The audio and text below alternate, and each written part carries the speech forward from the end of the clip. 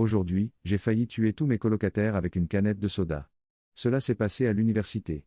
Quand j'étais jeune, j'aimais bien boire un soda de temps en temps.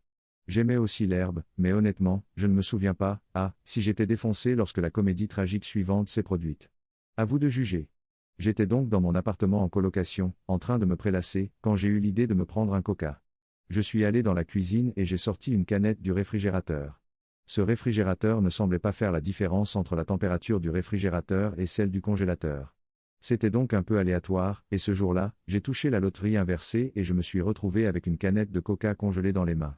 Mais je voulais du coca, et je le voulais tout de suite. Pas de souci.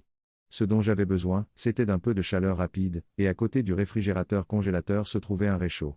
Je dois dire que j'excelle dans ce genre de situation, car en un rien de temps, j'ai sorti une casserole, de l'eau, une flamme vive et, au milieu de tout cela, une canette de soda qui allait bientôt être dégelée. Le plan n'étant en place et exécuté à la perfection, je suis retourné dans le salon pour regarder la télévision. On peut se demander si, inconsciemment, je savais que ce serait une bonne idée d'être ailleurs que dans la cuisine. Car la bombe, comme on dit, avait été allumée. À partir de là, je n'ai pas vraiment conscience du temps qui s'est écoulé. 2 minutes? 10?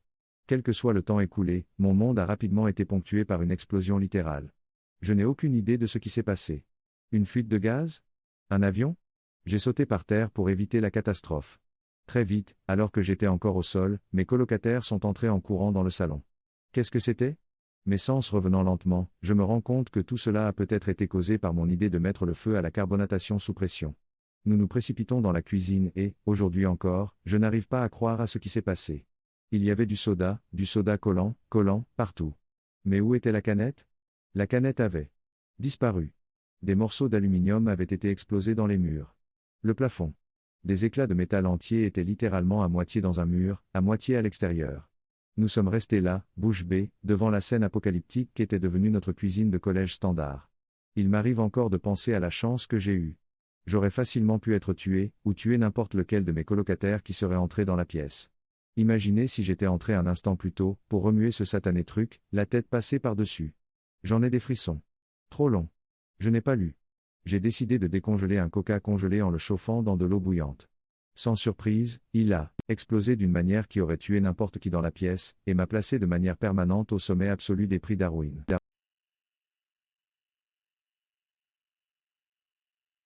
Aujourd'hui, j'ai fait une erreur en demandant à ma mère à quoi sert une épice.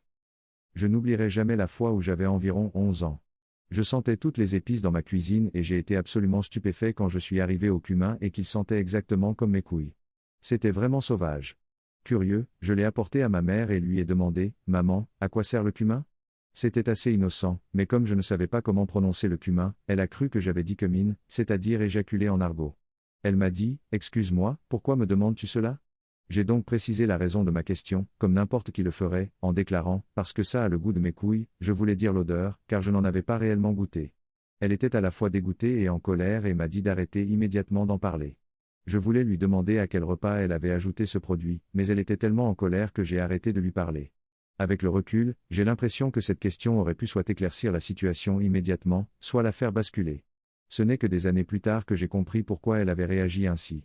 La raison pour laquelle je l'ai gardé si longtemps est le véritable moment d'illumination que j'ai ressenti en sentant une épice si personnelle. Trop long. Je n'ai pas lu, j'ai demandé à ma mère à quoi servait le cumin et elle a cru que j'avais goûté mon propre sperme. C'est toujours le cas, honnêtement.